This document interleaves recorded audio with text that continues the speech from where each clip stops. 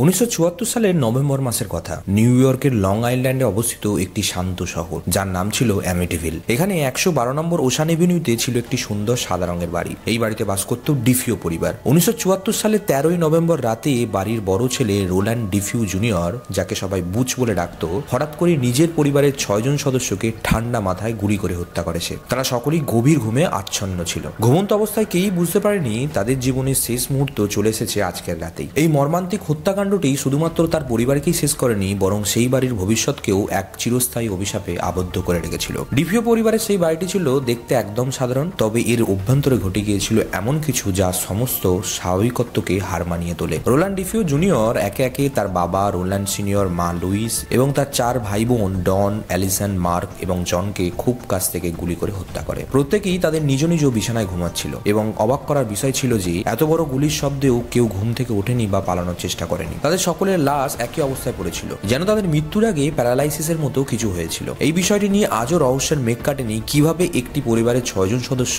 একসাথে এক ঘরে গুলি খেয়ে নিশ্চুপ পড়ে থাকতে পারে। এমনকি প্রতিবেশীরাও সেই রাতে কোনো গুলির শব্দ শুনতে পাননি, যা আরো ভয়ঙ্কর এবং সন্দেহজনক করে তোলে ঘটনাটিকে। পরদিন সকালে এই ঘটনার জানাজানি হতেই পুলিশ এসে রোল্যান্ড জুনিয়রকে গ্রেপ্তার করে। তদন্তে জানা যায় সে তার বাবার শটগান ব্যবহার করে এই নৃশংস হত্যাকাণ্ড ঘটিয়েছে। কিন্তু আসল রহস্য তখনও সামনে আসেনি। যখন তাকে আদালতে জিজ্ঞাসাবাদ করা হয়, তখন সে দাবি করে বাড়ির ভিতর থেকে কোনো এক অশরীরী শক্তি তাকে নির্দেশ দিয়েছিল এই পরিবারকে মেরে ফেলার জন্য। রোল্যান্ডো এও স্বীকারোক্তি দিয়েছিল সে বারবার বাড়ির ভিতর থেকে অদ্ভুত সব আওয়াজ শুনতে পেত, যা তাকে এই ভয়ানক কাজ করতে এক প্রকার বাধ্য করেছিল। বিচারক এবং আইনজীবীরা এই দাবি প্রত্যাখ্যান করেন এবং তাকে পাগল সাজানোর চেষ্টার অংশ বলে মনে করেন। অবশেষে তাকে দোষী সাব্যস্ত করা হয় এবং তাকে যাবজ্জীবন কারাদণ্ডে দণ্ডিত করা হয়। এই নৃশংস হত্যাকাণ্ড ঘটার ঠিক 1 বছর পরে 1975 সালের ডিসেম্বরে জর্জ এবং ক্যাথি লুটজ ও তাদের 3 সন্তান ড্যানিয়েল, ক্রিস এবং মিসি সহ সেই বাড়িটিকে খুব সস্তায় কিনে নেন এবং সেখানে বসবাস করতে শুরু করেন। লুটজ পরিবার প্রথমে ভেবেছিল এটি তাদের জন্য এক নতুন শুরু, কিন্তু তারা কখনোই কল্পনা করেনি যে তাদের নতুন বাড়ি হবে এক নরক কুণ্ডের মতো।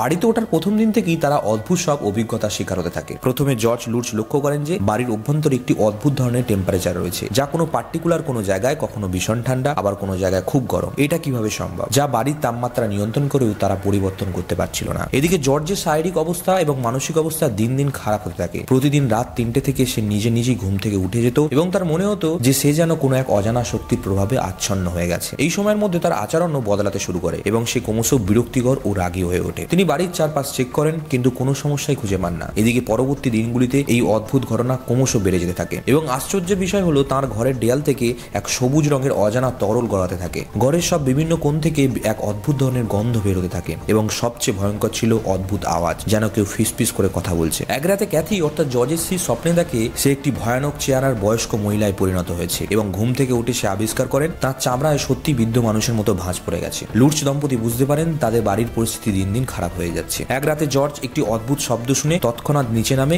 এবং দেখে তাদের কুকুরটি বাড়ির বাইরের দরজার সামনে দাঁড়িয়ে কিছু একটা দিকে তীক্ষ্ণ নজরে তাকিয়ে রয়েছে। পরিস্থিতির ভালো মন্দ না বুঝে কৌতূহল বশত সে বাইরে গিয়ে দেখে, কিন্তু কিছুই দেখতে পায় না। এই ধরনের ঘটনা দিনে দিনে আরো বাড়তে থাকে এবং বাড়ির ভেতরের পরিবেশ এমন ভয়ঙ্কর হয়ে ওঠে যে তাদের মনে হচ্ছিল তারা যেন এক অভিশপ্ত স্থানে বাস করছে। ক্যাথি এবং জর্জ বুঝতে পারেন যে এই বাড়িতে আর এক মুহূর্ত থাকা নিরাপদ নয়। তারা একজন স্থানীয় চার্চের ফাদারকে ডাকেন, যিনি বাড়িটি শুদ্ধ করতে আসেন, কিন্তু তিনি নিজেও এক অদ্ভুত ধরনের অভিজ্ঞতার সম্মুখীন হন। ফাদার জানান যে তিনি বাড়ির ভেতরে প্রার্থনা করতে শুরু করেন। তখন তিনি একটি গভীর চাপা কণ্ঠ শুনতে পান, যা তাকে বাড়ি ছেড়ে চলে যেতে নির্দেশ দেয় এবং তিনি ঘরের মধ্যে ঢোকার পরেই তিনি মাথা ঘুরে পড়ে যান এবং তার গায়ে ভয়ানক বিশ্রী ফোঁড়া ওঠে এবং জর্জকে তিনি পরে নির্দেশ দেন এই বাড়ি অভিশপ্ত, তার এখানে আর না থাকাই ভালো হবে। এই ঘটনার পরে লুটজ পরিবার সম্পূর্ণ আতঙ্কিত হয়ে ওঠে। আর এক রাতে জর্জ দেখেন তার মেয়ে জানালাতে দাঁড়িয়ে কারোর সাথে কথা বলছে। সে জিজ্ঞাসা করলে মেয়েটি বলে তার জোরি নামের এক অদৃশ্য বন্ধুর সাথে কথা বলছিল। জর্জ আরো ভীত হয়ে যান যখন তিনি দেখেন যে মেয়েটির কল্পিত বন্ধু একটি লাল চোখের শুকর আকৃতির দৈত্য। সেই রাতে জর্জ অনুভব করেন কেউ যেন তাকে বিছানায় চেপে ধরে আছে। তিনি নিজেকে মুক্ত করতে পারছিলেন না আর তার চারপাশে ছিল কেবল ঘন অন্ধকার। এইভাবে এই অতৃপ্ত আত্মার ক্রমাগত অত্যাচারে মাত্র 28 দিনের মধ্যে লুটজ পরিবার বাড়িটি ছেড়ে পালিয়ে যান। তারা কোনো কিছুই আর ফেরত নিতে পারেননি, এমনকি জামা কাপড়ও নয়। তারা যত দ্রুত সম্ভব বাড়ি থেকে দূরে সরে যায়। অবশেষে লুটজ পরিবার তারা তাদের অভিজ্ঞতার কথা জনসমক্ষে জানানোর পর এই ঘটনা নিয়ে প্রচুর বিতর্ক শুরু হয়। সাংবাদিক ও লেখকদের নজরে আসে এই ঘটনা এবং তারা লুটজ পরিবারের অভিজ্ঞতা নিয়ে বই ও সিনেমা বানাতে শুরু করে। লুটজ পরিবারের রোমহর্ষক অভিজ্ঞতার কথা চাও হচ্ছিল কমে কমে। সোজাসুজি বলতে গেলে এই বিষয় ছাড়া অন্য কোনো আলোচনাতেই অ্যামিটিভিল অঞ্চলের আসলগুলো ঠিকঠাক জমছিল না। কেউ বলছিল অ্যামিটিভিল হাউস সত্যি সত্যি ভূতুড়েদের আখড়া, আবার কেউ বলছিল অন্য কথা। গোটা ব্যাপারটাই নাকি স্রেফ ধাপ্পা, সবটাই পকেট গরম করার পায় তারা। সত্যটা যাই হোক, শেষমেশ পকেট পেট তাদের গরম হয়েছিলই বটে, তাও আবার এই গল্প বেছেই। 13ই ফেব্রুয়ারি 1976 সালে লুটস দম্পতি প্রথমবারের মতো গণমাধ্যমের সামনে আসেন। গোটা দুনিয়ার সামনে তুলে ধরেন তাদের জীবনের চরম দুর্বিষহ 28 দিনের খুঁটিনাটি। ব্যাস, আর পেছনে তাকাতে হয়নি তাদের। রোমাঞ্চপ্রেমী আমেরিকাবাসীর মুখে মুখে ফিরতে থাকে অ্যামিটিভিলের চটকদার কাহিনী। বাড়িটির উপর গবেষণা করার জন্য গঠন করা হয় রিসার্চ টিমও। দর্শনার্থীদের উপচে পড়া ভিড় সামলাতে 112 ওশান এভিনিউয়ের সংকীর্ণ রাস্তাগুলিতে পুলিশকে রীতিমতো হিমশিম খেতে হয় এবং বলা বাহুল্য কাকতালীয়ভাবে গবেষণার ফলাফলও অ্যামিটিভিল আতঙ্ককে ভীষণভাবে সমর্থন করে। গবেষণা থেকে জানা যায় ডিফিউ হত্যাযজ্ঞের অনেক আগে সিনেকক ইন্ডিয়ান জাতির কেউ বা কারা এই বাড়িতে পাগলাগারদ গোছের একটি প্রতিষ্ঠান চালাতো। লুটস পরিবার বর্ণিত এই ঘটনাকে কিংবদন্তি পর্যায়ে যেতে এই খবরটি ছিল পর্যাপ্ত, কারণ এই আদিকাল থেকেই প্রায় সকল আমেরিকান ভৌতিক গল্পে উপজাতি সংক্রান্ত উপাদান ছিল একটি অবিচ্ছেদ্য এবং অশুভ অঙ্গ, যার প্রভাব অস্বীকার করতে পারেননি স্বয়ং স্টিফেন কিংও। এই যখন পরিস্থিতি, তখন দৃশ্যপটে আবির্ভাব ঘটে ভৌতিক অলৌকিক কাহিনীকার জে অ্যানসনের। তিনি দেখা করলেন লুটস দম্পতির সাথে, কিনে নিলেন তাদের অ্যামিটিভিল অভিজ্ঞতার কপিরাইট। এমনটি হয়তো প্রত্যাশা ছিল ঋণগ্রস্ত জর্জ ও ক্যাথলিনের, কারণ তারা তাদের সেভিংস জমিয়ে যে বাড়িটি কিনেছিল তা মাত্র 28 দিনের মধ্যেই ছেড়ে দিতে হয়েছিল। তার ফলে তারা এক প্রকার দেউলিয়া হয়ে পড়েছিল। এরপরে 1977-এর শেষার্ধে বাজারে এলো the Amityville horror a true story. এই একটি বইয়ের জন্যই অ্যানসন পরিচিত পেলেন বিশ্বব্যাপী। তবে সেই পরিচিতির কতটুকু তার সাহিত্য প্রতিভার জন্য সে বিষয়ে সন্দেহের অবকাশ রয়েছে যথেষ্ট, কারণ অ্যামিটিভিল হাউস সম্পর্কে তখনকার জনসাধারণের মনে আগে থেকেই একটা আগ্রহ ছিল। তাই আবার এই বাড়ির উপরই বই লেখা হলো, পাঠক মূল এটাকে স্রিপ লুপে নিল। তাছাড়া এই একটি বই বাদে অ্যানসনের অন্য কোনো কাজ এতটা